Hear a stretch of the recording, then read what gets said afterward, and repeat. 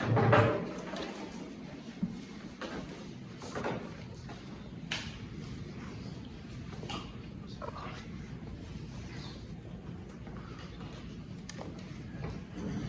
afternoon. Thank everyone for being here today. We found a way to win last Saturday without necessarily playing our best football, but I was really proud of our effort, offense, defense, and special teams, the effort of our staff and our support staff to be able to get a Big Ten road win. We're still looking to play a complete football game, offense, defense, and special teams, all working together. 60 minutes, 4 quarters in the game, complementary football. We have to stay focused on what's next for us. We were able to come out of the game in pretty good shape. Guys had a good day today in the weight room, and then our first real practice for this game. So I feel like the focus is there. It's all about aggregation of marginal gains. We have to find ways to get better individually, which will help us progress as a team. We know that Indiana's coming off a bye. They have a very tough schedule, so they'll be rested, be ready. They'll be at their very best, and we have to be at our best as well. I want to thank our fans for the support that we've gotten on the road, not just at home. We have a significant amount of Spartans in the Skyway, and that was huge for us. And our team got a chance to acknowledge them after the game, and so did I. And we really appreciate the support from our fans. It's been tremendous. But with that, I'll open it up. Anyway, if you don't have anything, I'll be happy to scoot on out. Yes. My name's Mel. Coach Jalen being named co-offensive player of the week in the Big Ten, just part of that offensive success that you guys had on Saturday. How special was it to see so many of those key offensive players kind of working together and really just putting up some big numbers on Saturday? Well, it's good to see. We know that we have very good players, skilled guys on offense, and so we have a very unselfish football team. And those guys pull for each other, and they're happy for each other's success, which is great to see. And we don't know from week to week, who it's going to be. Everyone's got to be ready to go and contribute. And the more guys we have that can contribute and be productive, the better. And that's offense, defense, and special teams. But it was fun to see. And very gratifying to see those guys have that type of success. You mentioned that this wasn't a perfect football game. I guess when you went back and looked at the tape, what were the areas that you were most concerned about? And how do you feel like you guys have been able to play through the issues as a unit collectively? Well, it's really in the details in all 3 phases. There's very small details that need to be attended to that make the difference between a successful play and an unsuccessful play. And that's really where we need to drill down, is the intense focus, the attention to detail, that sense of urgency throughout the week, Monday through Friday, and carry that over into the game. We have some operational issues that we made some adjustments that should help us quite a bit, and we need to continue to get better in doing the simple things, blocking, tackling, communication, angles, pursuit, high level, ball security.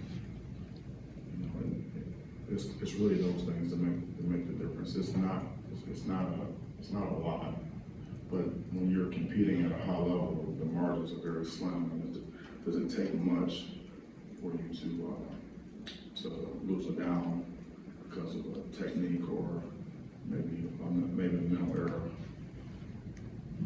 We're through 6 weeks now. 5 of the top 10 teams in the country are from the Big Ten. What do you make of that? Well, we know the Big Ten is a strong conference, and there's a lot of good teams on the East side, and so it's a very strong conference, and you know, we play a tough schedule. You're pretty low key up here in talking about your team. But you're one of the surprise teams in the country. Is that just your nature? I mean, when do you get excited about that? You're 6-0, and nobody expected that. Yeah, well, there's a time and a place for everything. If I needed to teach, motivate, or develop you, then we'd probably be more animated. But in this setting, you know, this is what it is.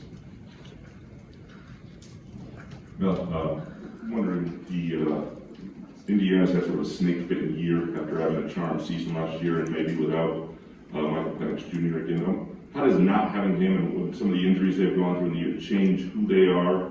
And you've seen them just a year ago have a season sort of like what you're having, and is that a reminder to your guys that this stuff can change quickly, Annie?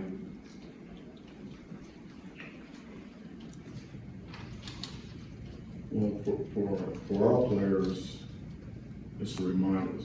It's a reminder every single day that if we don't work hard to get better, we're not intentional about it, then we won't gain ground, we'll lose ground, and we can't afford to do that. We have to work to get better every day. The opponents change, but the standards don't change for performance, and we're not where we need to be right now. We're still a work in progress, and our players know that. And we make sure we communicate that to them and lay out, you know, some very specific plans for them to get better individually and as a group. You know, obviously, you know, injuries are a part of the game, and you know, Indiana has a strong team, and regardless of who's playing quarterback, you know, they're going to be very productive. They're going to be prepared. When they play physical football, they have a lot of experience. I think they have maybe 15 seniors back on both sides of the ball playing, and so it's a strong football team. This next man up for them. But what happened in the past, I'm not sure it's really relevant right now this far into the season. And the past is not predictive of the future necessarily. So we're going to go based on what we see on the tape from this season, and we're expecting, like I told the team this morning, we're expecting them to be better than what we've seen on tape. We're expecting them to be at their very, very best, rested, ready, and set. They're at home, and it's the second game in a row for us that we go on the road to some of the schedules for homecoming. So they're going to be fired up and ready to go. So we're going to have to be our best. And Mel, from here. I was wondering, the temporary or the 1-year rule the NCAA passed last week where you can replace up to 7 transfers going over the 25 cap. I was wondering kind of what your take is on it and how you guys plan to approach that this year, and maybe what you want to see in the future, because it is just, you know, it's temporary. We're going to sign as many good players as we can. And so it's a roster management issue. You know, we have people in place to manage that along with myself. So we're going to maximize every opportunity we have in recruiting to get the best players in here, because like I said, after the game starting Saturday, it does matter who's playing, who you line up with. So recruiting is a big part of it. So we're going to maximize every opportunity we have to bring good football players here. Mel, you mentioned Indiana coming off the week off. You have your bye next week. How much does that matter, or is that all the same? Does it matter when the teams come off a bye? Yeah. Yeah, well, it depends on what stage your team is in and how you use the bye week. But what we can expect is a rested team, a very well prepared team, and we can expect to see maybe some looks that they haven't shown previously, and we can also expect some copycat plays from them anything that has hurt us in the past.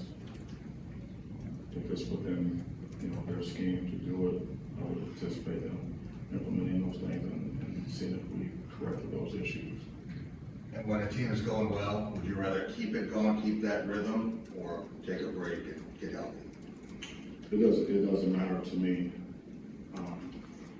It's, when a bye comes, it comes. If it doesn't come, it doesn't come, and you just play. Everyone knows the schedule, and then you just play the schedule. Because that's not our choice when we have buys and things like that. So I really don't get caught up into that. Our players know what our schedule is. They know that we have a bye coming up after this game. Mel, I just, last week you said you showed the tape of Rutgers from last year as to serve as a reminder of the guys what can happen. I was wondering if you are going to do that this week again with the Indiana tape from last year, and have you kind of marked some of those games that were losses last year on the schedule as big games, revenge? Yeah, they're all big games, every single one of them, especially when you're playing, a rivalry game for a trophy, like we are with the brass platoon this week. Those games are huge, but every game's big. I didn't show them the video from Rutgers. I just showed them the tail of the tape, the stat line, and we did that this morning with Indiana. All the areas where they won, and we highlighted those, and there were quite a few. And I believe there might have been 17 points off the turnovers they got, which that's not a winning formula. So we need to take care of the ball. We need to take it away. And we need to play better football. Mel, Kenneth Walker obviously has been a sensational boost to your run game, but do you anticipate now towards the back end of the schedule that you might try to incorporate it a little bit more in the passing game, or is that some type of wrinkle that you might not want to divulge, or what are your thoughts on that?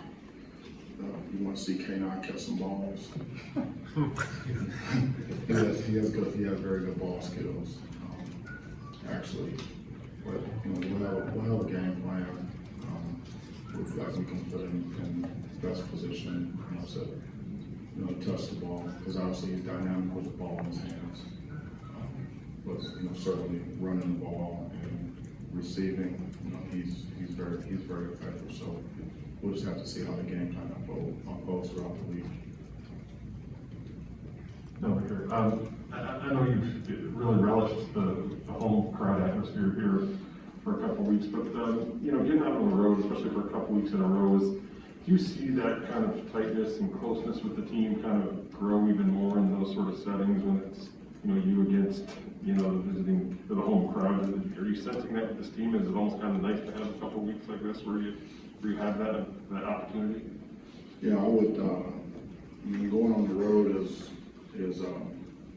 it's important that you have kind of a circle the wagons mentality. We all we got. We take our 73 or 74 guys that we take with our staff and support staff, and that's it. And we need to get it done.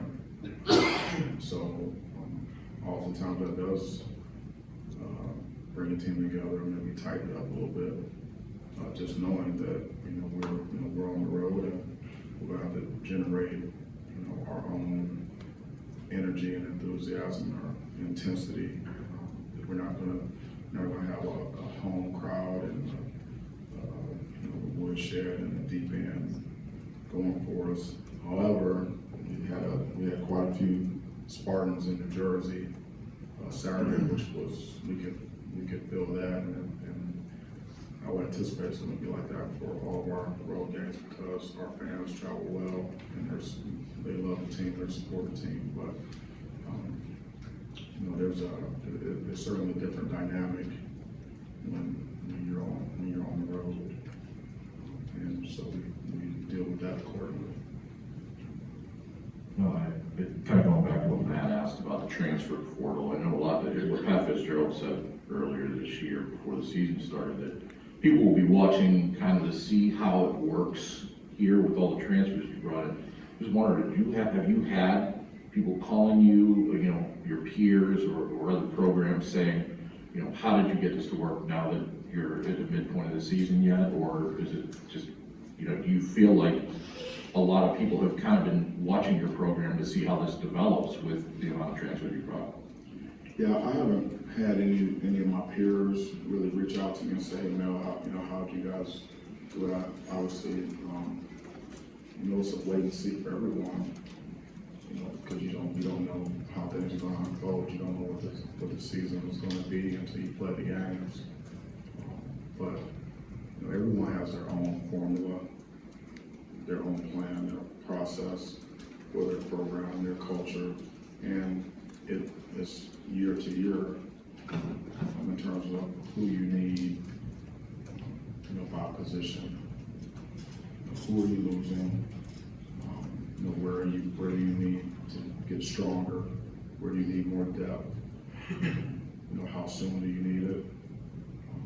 And that type of thing. And so that all goes into how you use the high school ranks, and then also the portal. But yeah, I'm sure there's a lot of folks want to wanting to know how is this going to work with so many newcomers, and so it's basically about how we perform, how we play, and what we actually do. So it's it's kind of out there right now in terms of what we have and what we're doing with the guys that we have. Right here in front.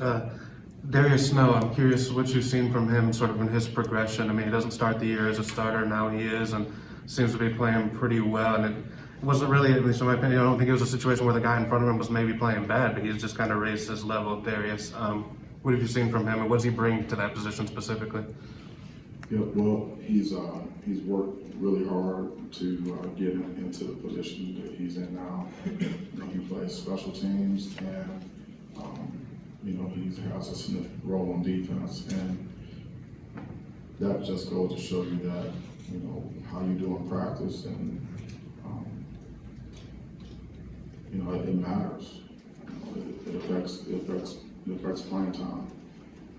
And it doesn't necessarily mean that someone else is not playing well, because we can play more than one guy at a position, and the more players that we have, they can go in there and play productive winning football for us, the better. And so, Darius has put himself in that position where he can do that, and so we have more depth at that position. And it's good for our football team, and it's a credit to him. That, he's worked really hard in his training and film study and things like that to be able to go in a game and produce. What about skill set wise that makes him a good fit there, you think? Well, he's strong. He's got good balance and body control. He's a high percentage tackler. He's got high football IQ, obviously, and he plays with a lot of confidence. No, over here. Kenneth Walker mentioned that in March he wrote down his goal to win the Heisman. Is that something you work on with players, writing down their goals? Is that something that's important to you? Yes, goal setting is important, and we encourage all of our guys to have short-term goals, intermediate goals, and long-term goals, and to write them down. So, when you write down goals, you work on them, and they work on you. And when you have, offensive skill players, running backs and receivers who have big goals like that, what's the challenge of kind of working with them and chasing some of those goals when there's obviously only one football? Well, we all have to buy into something that's bigger than ourselves, which is the team. And football is the ultimate team sport. And that's why we have to be humble and hardworking, we have to be unselfish, and we always have to put the team first, whether it's a coach or a player. And when you can do that, then that gives you the best chance to get what you want. To get what you want is better to try to help someone else get what they want.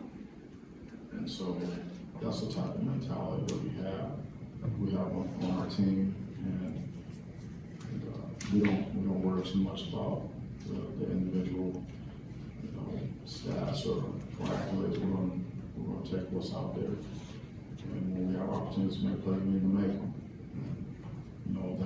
That's what we're seeing, and it needs to stay that way, because that's how you have the best team.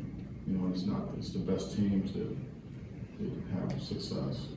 Guys working together unselfishly, and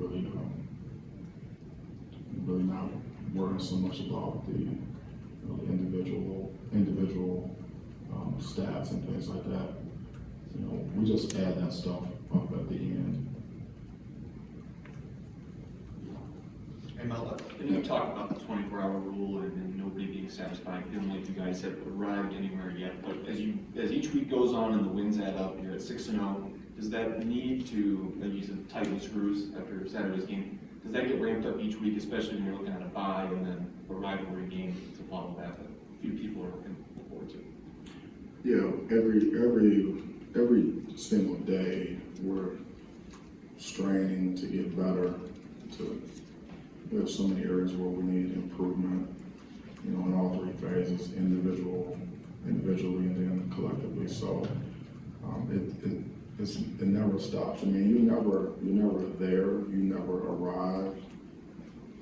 And I mean, if we turn on the tape of the games we played, I mean, you don't have to be a rocket scientist to see what areas where we need to improve. I mean, and that's the type of staff that we have. I mean, obviously you have a 24-hour rule for the players, and I mean, that's, I don't know if it's exactly 24 hours or whatever, but it's basically saying, listen,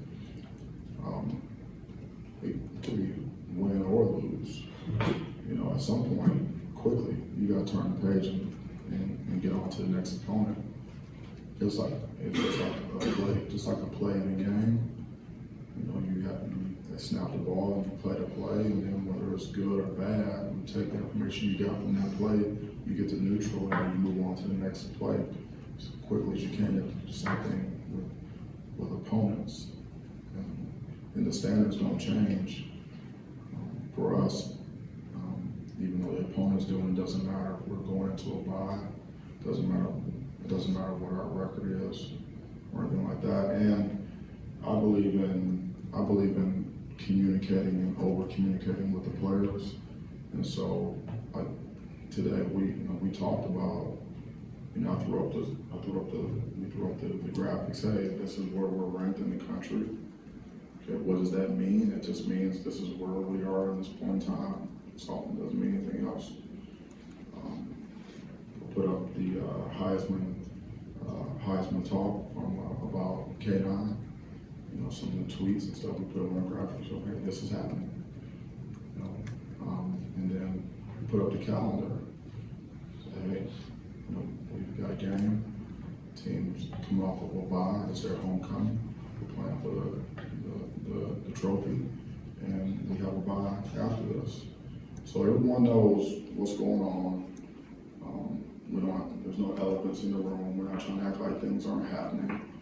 Okay, and then it's okay now. What's important right now? What's important now? Our preparation is key for us.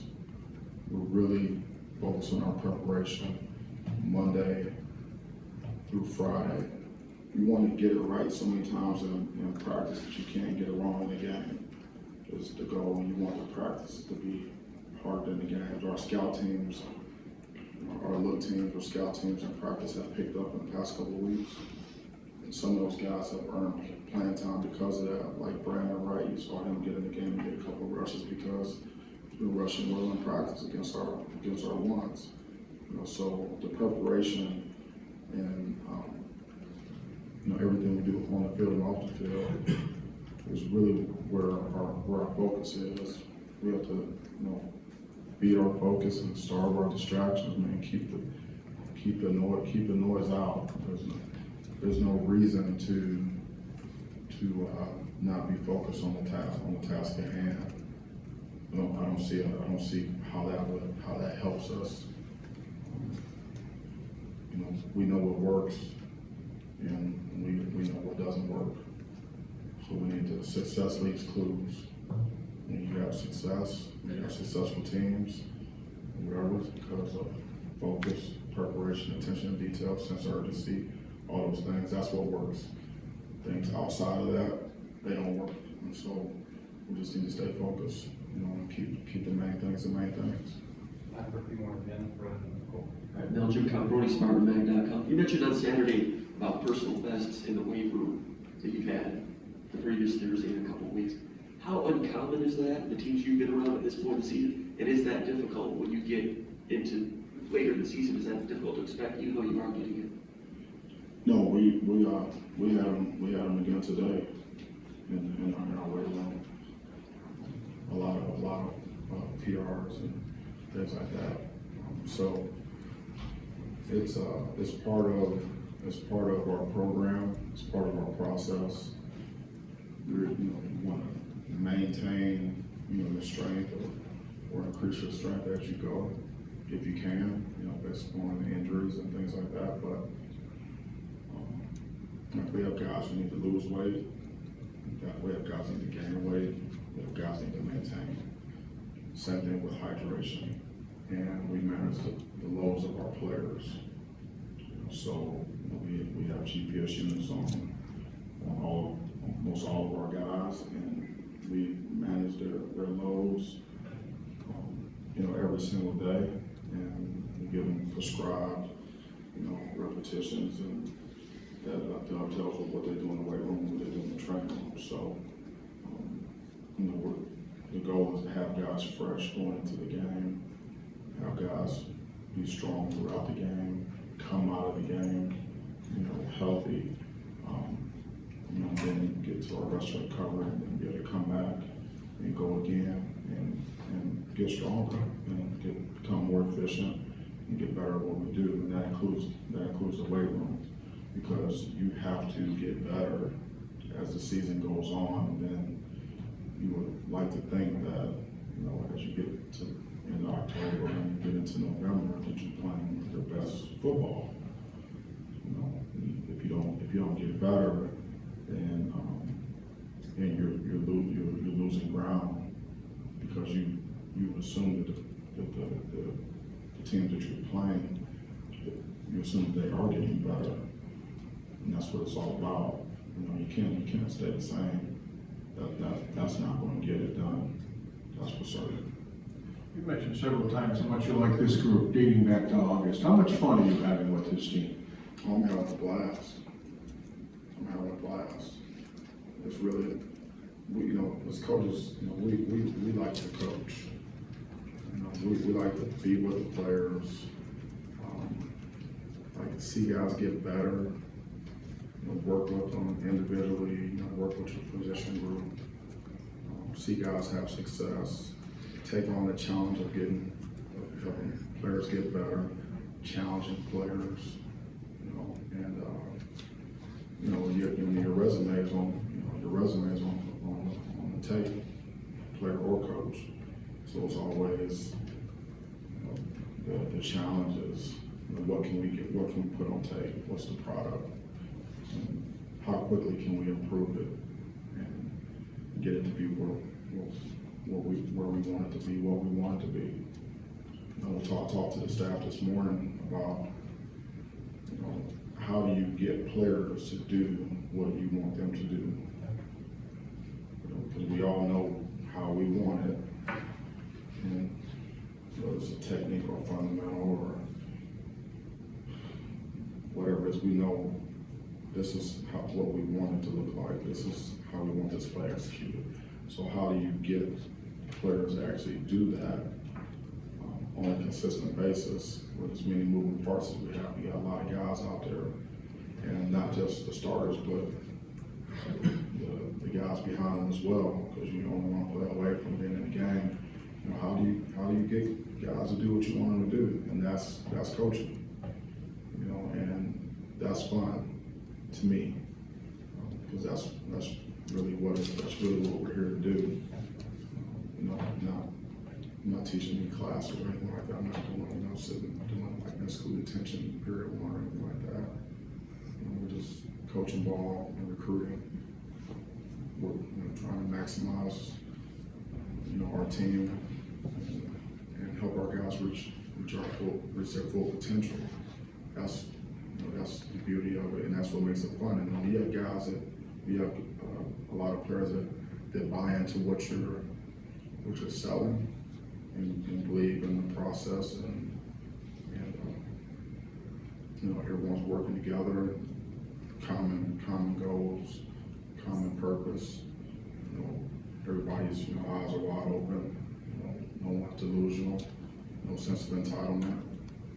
And you can get a lot done with that type of group and with that type of culture and that type of mentality. And so that's our work in progress. It's fun though. When you think back to those internal conversations about emphasizing the portal this offseason, is this kind of how you and your staff envision it coming together? I know Kenneth gets a lot of the attention, but what do you like about the group that you have with those guys coming in? What do I like about them? The portal guys? Yeah. Well, they didn't ever want to have to beg anyone to come here. Whether it's a coach, hiring a staff. I mean, obviously you have to compete and things like that, but I mean, at the end of the day, they have to want to be here. They have to want to be here for the right reasons. And so, whether it's a high school player or it's someone coming out of the portal, there are certain things that they want to know about your program. And once we give them the information and say, hey, this is how things work here. This is what your potential role could be. Our needs. This is how we plan to get this thing done. It resonates with certain players, and they say, okay, that's what I'm looking for. That's what I want. And if we can do that, coach, then I'm in. And so most of the players got here, and I think they realized quickly that it wasn't just talk. It wasn't just a recruiting spiel or whatever. It was real, and this is what we do. And what you see is what you get. What we told you is that's how we do it. This is how we operate, and that's what they wanted. That's the reason why they came here. So, and you're able to, there's buy-in. There's no surprises with that. And so, we stay true to who we are, and we don't lie to the players and recruiting just to get them here. We tell them what the deal is. And we don't promise them anything. And so I think that just being real with them and being transparent and open, I think it helps. And then having a really good onboarding process, like when they get here, like before they get here, and then when they get here, like everything that we do with them from the day they step on campus to indoctrinate them into our program and our culture is very intentional. It's very important about how they start. We want them to get here and get off to a good start and feel good about what they're doing and understand what the plan is. And that helps them kind of assimilate a lot quicker. Do one more. Yeah, okay. No, you talked a lot about wide receiver blocking and no block, no rock. What did you think of Kenneth Convoy on the 94-yarder? Have you ever had a dap at the 20 before? And did you say anything to the team about that? I didn't see it during the game. I actually saw it I think I was on the bus headed back to the airport. And I saw that. I said, well, I've never seen that. It's 25 years of coaching. I hadn't seen that. And so, but obviously, our receivers and our tight ends do a heck of a job blocking in the run game.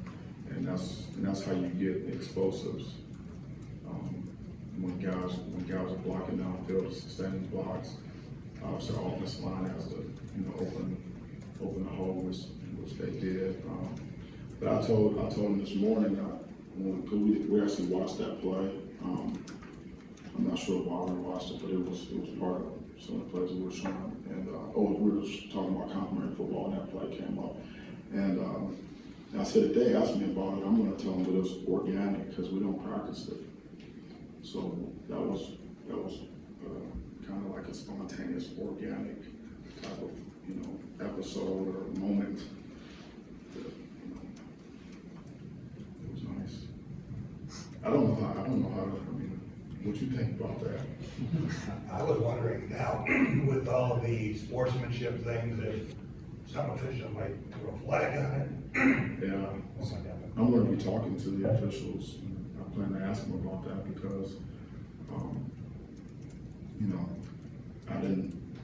I didn't see it during the game, and I need to make sure that there's clarification on, if that's a penalty or not. But we'll have to see.